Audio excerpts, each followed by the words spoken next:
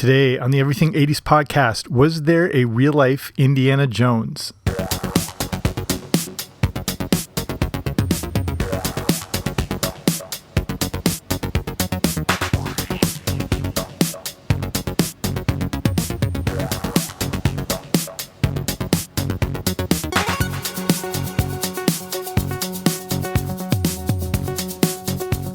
Hey there, what's happening? Welcome back to the Everything 80s podcast. I'm Jamie. Thanks for coming on out today. He's one of the greatest action-adventure heroes in film history, but was there a real-life Indiana Jones? That's what we're going to look at today. Spoiler alert, there are three specific possibilities. I have my idea who it might be. You'll have to decide by the end of this episode, which will also include looking at the entire Indiana Jones franchise, how it came to be, and a look at the original three movies and the impact it had, and then a breakdown of who this real Indiana Jones might be. But before we start, if you haven't already, make sure you subscribe wherever you find your podcasts. I should be there. All the cool kids are doing it. Okay, here we go. So it's amazing to me that Harrison Ford was able to play multiple iconic characters and still have them be sort of different from each other. I mean, he's kind of playing the same sort of genre style guy, but still makes each one distinct. You know, to play one legendary screen role is enough.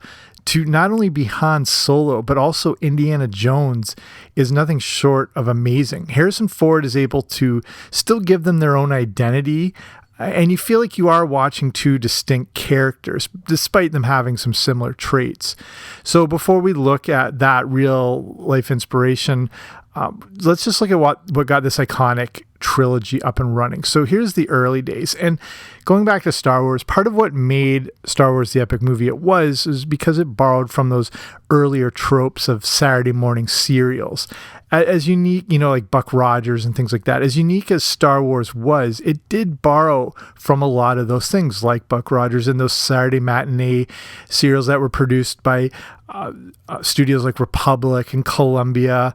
And George Lucas and Steven Spielberg grew up on these styles of films. They were all about action, adventure. They were always left, you know, with a cliffhanger each week. That same approach was carried over to Star Wars. And along with using classic storytelling such as Joseph Campbell's hero's journey, it allowed their stories to be accessible to the masses because these are tried and true stories that have always resonated with people. This goes to show how much influence goes into anything creative. Pretty much all film, television, and music has some form of inspiration behind it. The creators of any art form always have their influences that brought them into the art form, and you see this reflected in the art that they make. Not only did George Lucas use those old Saturday morning matinee serials as an influence on Star Wars, he had another idea that would also mimic this style. Whereas Star Wars works as an epic space opera of sorts, he also wanted to create a straight-up throwback 1930s style action adventure with a standalone main character. That, of course, would be Indiana Jones, and he had plans for this as far back as 1976 while Star Wars was being made. So let's first look at Indiana Jones and the Raiders of the Lost Ark, the film that started it all. It's crazy to think this movie came out way back in 1981. Raiders of the Lost Ark was the perfect action-adventure movie that featured the iconic hero, Nazis, the violence, not over-the-top violence, but enough of that action-adventure style violence. It had biblical mythology all wrapped together. Some of the special effects obviously don't hold up today, but they were there to serve the story, and for that reason, I think they still work well. An interesting thing with Raiders of the Lost Ark was that Harrison Ford was never the first choice to play Indiana Jones. They were going to go with Tom Selleck, which I could definitely see working. But then some schedule issues came up that led Selleck to that other 80s classic, Magnum P.I. Lucas said that he was never thinking about Harrison Ford as Indiana Jones because as great as he'd be as Indiana Jones, he was just too much identified with Han Solo.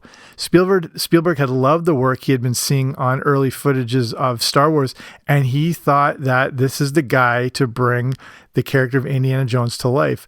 A lot of the character of Indiana was already written on the page, but Harrison Ford took it to a better level than they were expecting. George Lucas states in various interviews that Raiders of the Lost Ark came together as smoothly as a movie could, and that it's the most fun he's ever had making a movie. It all started with the script written by Lawrence Kasdan, who wrote The Empire Strikes Back, which I think is the greatest of all the Star Wars movies. Not much was really altered from script to final product, which led to the smoothness of the filming. Another aspect of this was because of Steven Spielberg himself. Spielberg was notorious for going over budget and over time with his shooting schedules, and movies like Jaws took an extra 100 days over what was planned. With Raiders of the Lost Ark, he made it a point to stay on track to prove to himself and George Lucas that he could do it. They finished about 12 days earlier than expected, and this led to very little wasted shots and time. This gives the movie a great energy and great pacing, as because there's no time wasted or anything like that. There was no second guessing setups and shots. They were moving, keeping sort of that frenetic energy. Raiders of the Lost Ark, of course, was beyond a massive hit. It made an astonishing $385 million, which converted for today is over $1 billion. And remember, films opened on way fewer screens back then. It was a critical and commercial hit, and when adjusted for inflation, remains one of the highest grossing movies ever. Okay, Indiana Jones and the Temple of Doom. And I've done some movie reviews of all of these, which go a little more in depth in the sort of back catalog if you want to journey back and check those out. And so, of course, Indiana Jones is a hot property at this point, but things take kind of a messy turn going into the inevitable sequel. This is my least favorite of the trilogy, and I just find it kind of rushed. The acting is not great. Even the editing seems a little too harsh and abrupt. The middle third of the movie doesn't hold up, but I think it has a good ending to it. But I have to say that minecart roller coaster scene is still astonishing even to this day. And considering this came out in 1984, the technical innovations were quite well advanced from where they were in 1981. And I think like this sort of shot really holds up. A lot of the issues with this movie tend to come down to what was going on in real life with George Lucas and Steven Spielberg. Both were going through some real harsh life changes, and this, to me and to a lot of people, is reflected in the product on the screen. And then that has to do with all the violence in this movie. And this is where it gets interesting. Raiders of the Lost Ark was no Sunday picnic, and a lot of people complained about the amount of violence and gore in a PG-rated movie. This was nothing compared to the Temple of Doom. Indiana Jones, of course, had a massive kids audience, and parents were horrified at what they saw on the screen with the Temple of Doom. A lot of this violence and darkness was, again, a reflection of the darkness going on in the lives of Lucas and Spielberg. And this would actually change movies forever. Due to the traumatizing images of a PG movie, the Temple of Doom would be responsible for ushering in a new era of film. This would be the PG-13 rating. This new rating would end up being the most profitable in history, as directors could now push the boundaries and families would know what the intended audience now was. Fun fact, the first movie to use the PG-13 rating after the Temple of Doom was, answer is Red Dawn with Patrick Swayze. And I've done a whole episode on the PG-13 rating, which I find pretty interesting, but we can thank the Temple of Doom for that. So the things have gone a little off track with the Indiana Jones franchise, but the third installment would erase all that uncertainty and take the franchise to a whole new level. That is, of course, Indiana Jones and the Last Crusade. Not only is this the best film in the franchise, it's one of the best films of all time, and dare I say, the perfect movie. It again has all those elements that make for timeless entertainment. There's mystery, suspense, action, adventure, comedy, Nazis, more biblical mythology.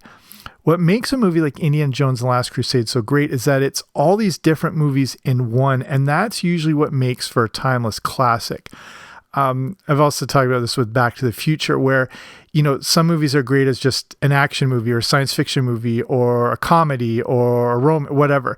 Back to the Future has all those in one shot. Same thing with The Last Crusade. It's pure Indiana Jones with, you know, the action and the adventure and the quest for the Holy Grail, another timeless story. It brings in Sean Connery, who seamlessly enters into the franchise and expands that world of Indiana Jones. If you haven't seen this movie in a while, please check it out again. Again, it really does feel timeless, and it still feels kind of fresh considering it's more than 30 years old at this point. It feels like it was made yesterday, and it could have been released in any era of film and held up.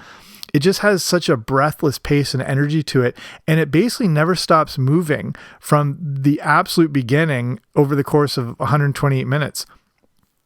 Everything about this movie is great. Audiences and critics ate it up. It grossed around $474 million, which converted for today, again, brings in it close to that $1 billion mark.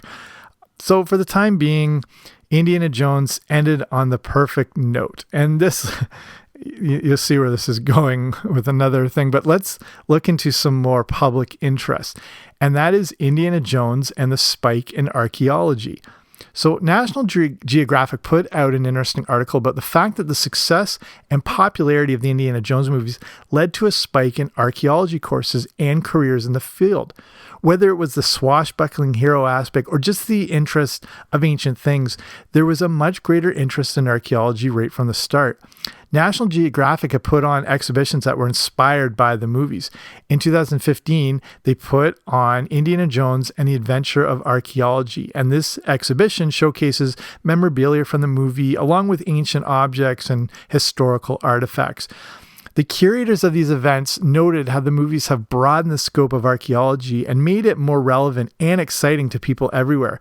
Since 1981, more and more people have been enrolled in archaeology programs around the world, whether it was hoping that they would become a real-life Indiana Jones or just open their minds up to more of the world. These movies helped to do this until the Kingdom of the Crystal Skull came along. And I'm not even going to get into that because I did a whole movie review on that thing and had to sit through it again. And I don't know, depending on what you think about it, I hadn't seen it since it first came out in theaters.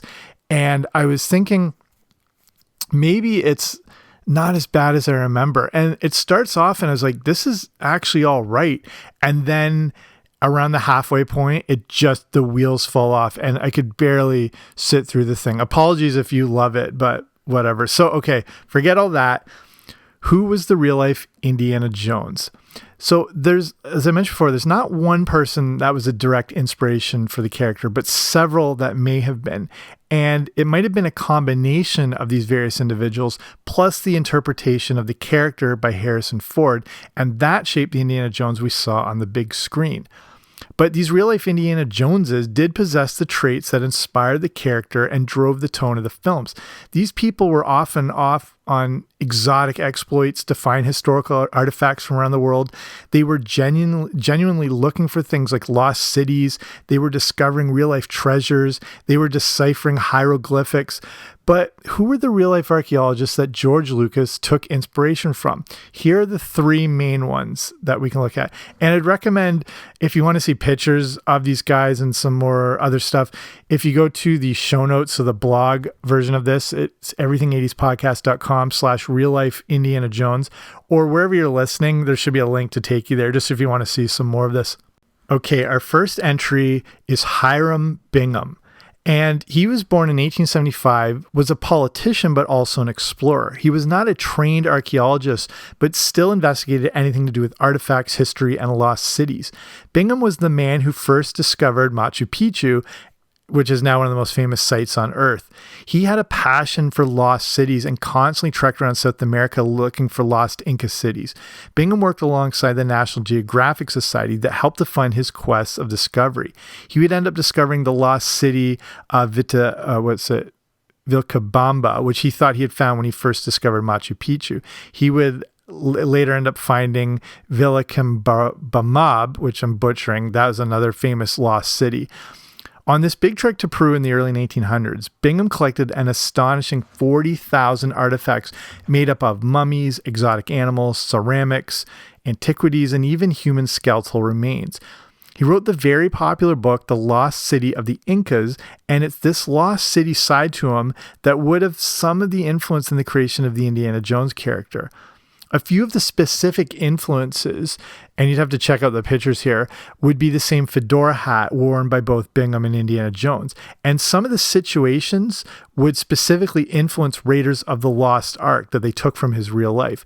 So the ruggedness of Bingham and the adventure side seem to be two of the biggest traits that were written into Indiana Jones. And, he may be the number one guy if we're looking for direct influence. But now we got number 2, and this is Roy Chapman Andrews. And depending on what you're on, if you're on your phone or a tablet or whatever, do a Google image search for Roy Chapman Andrews and, tell me it's not Indiana Jones you're looking at, depending on what images you get of him. But if you go to the show notes, you'll see a good shot I have.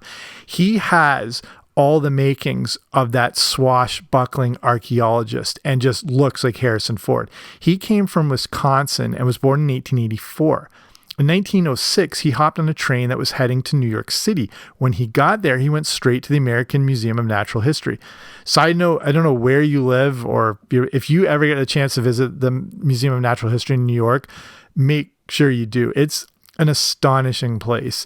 But give yourself a lot of time and all that. There's so much to see there, but I've been there many times. It's mind-blowing. So for Roy Chapman Andrews, it was his dream to work in this place, but there was no room for him. He ended up taking a job cleaning floors just as a way to get his foot in the door. But that worked, and he slowly became responsible for more operations in the museum. This ended up with him finally getting out in the field to do some real work. He found himself out in Asia and would constantly find himself cheating death and hanging on by his fingernails on cliffs and all that real sort of stuff.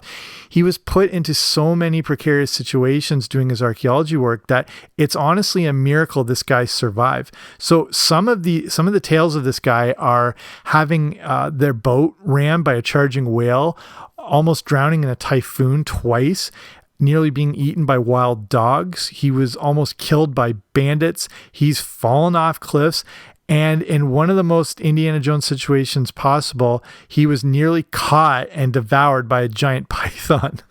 So Andrews' big moment would come in the Gobi Desert, and deserts have always been synonymous with Indiana Jones.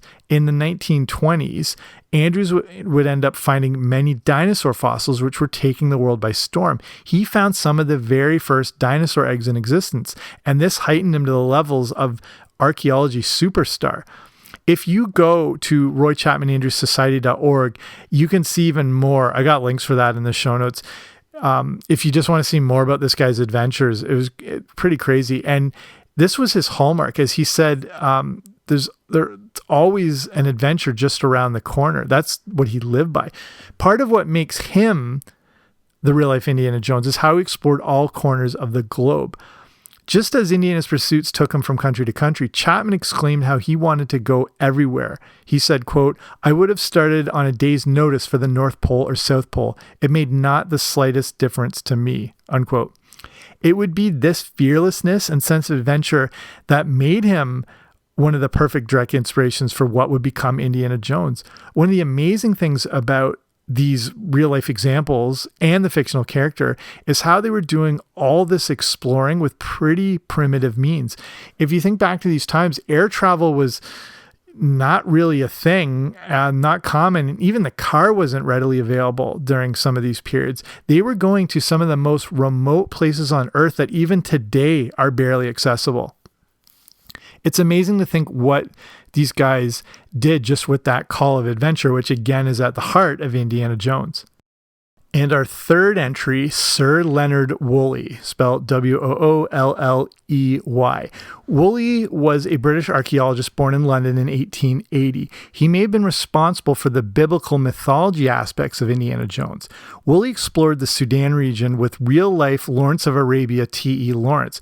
Woolley was big into finding lost and ancient cities and would help to discover the Hittite city in Syria along with the ancient Sumerian city of Ur.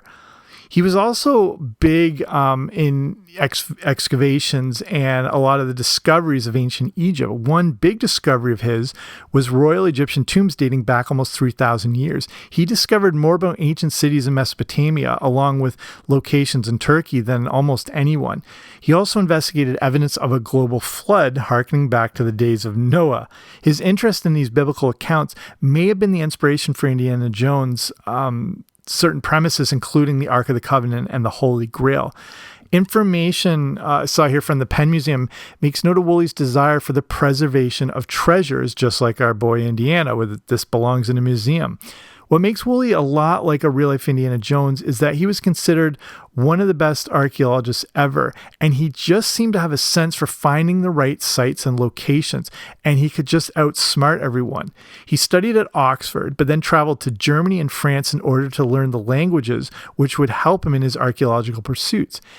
He served during the First World War and even ended up in a Turkish prison. His work in India seemed to influence the Temple of Doom, and he would even end up as an elite lecturer and author. A big inspiration for the character of Indiana Jones from Woolley seems to be the charm side of him. This was a noted trait of his, and he was easily able to win over many people. His presence was also significant due to his sense of humor and his overall ingenuity, the perfect traits that would make up a swashbuckling big screen hero. So which one is the real-life Indiana Jones? Well, we can obviously see that the real-life Indiana is a combination of these three with some other influences as well. These are some of the main things and characteristics on paper, but again, it's important to note that Harrison Ford did elevate the character with his performance and his interpretation of it. I have to say personally, from looking through this more and researching, that I see most of Indiana Jones, specifically character-wise, in Sir Leonard Woolley. But then if you're looking at the adventurous side, there seems to be a bit more Roy Chapman Andrews. But here's something interesting. National Geographic has mentioned that the costume designer on Raiders of the Lost Ark has gone on record saying that they drew inspiration for Indiana's costume from the movie Secret of the Incas. That movie starred Charlton Heston and came out in 1953. Heston plays a treasure hunter looking for Inca treasures in Peru, and the movie was based on articles about Hiram Bingham's adventures. Indiana Jones' costumes look just like the one out of this movie, and the technical advisor on it was a friend of Bingham's named Albert Gesicki, I hope that's right, who helped Bingham on his explorations. So that's the thing, is it all three? It's looking more like it's Hiram Bingham now, who is the actual real-life Indiana Jones. But the main thing is when you combine all these people, all these attributes with Harrison Ford, with George Lucas, and the direction of Steven Spielberg, you've got one of the greatest movie characters of all time. So I think I'll finish it there. Hopefully you found that interesting. You might have known some of this. This might all be new to you. Again, check out the show notes if you want to learn more about this, or look up some of these characters and see. Some of these books and stories are absolutely incredible. And then again, go back and watch the movies if it's been a while, or sit through Kingdom of the Crystal Skull, see if you can do it. I had to watch it in 2 parts. That's how bad I found it. And again, my apologies if you love this movie. So I'll finish just with one last little bit about ways to support small shows like this. And it's kind of tougher to stand out in the podcast world these days with huge, celebrity podcasts, corporation podcasts, giant podcast networks. So independent shows like this rely on platforms like patreon.com. And that's a way where you can support the show, kind of like a mini sort of fundraiser thing where, you can give a few bucks a month and it helps to basically keep the lights on over here. But the whole point with patreon.com is that you get different rewards for the different sort of sponsorship you do. So say at the Boba Fett level, that's where we get the Everything 80s podcast movie review, where I look at the good, the bad, and the ugly of 1980s movies. And then at different tiers, there's different rewards. And I sponsor a couple different podcasts, so they're smaller independent ones just because I love what they're doing. If you're interested in just seeing more about that, you can go to patreon.com/80. So patreon.com/80s, or again, wherever you're listening on whatever app, there should be a link that should take you there. But that's it for me. Thank you for listening. I appreciate you taking the time to listen to the show. Like I was just saying, there's so many shows out there now, which is good. But the fact you're taking your time to listen to this one means a lot. So that's it. I'll be back soon with a new episode. Don't you dare miss it.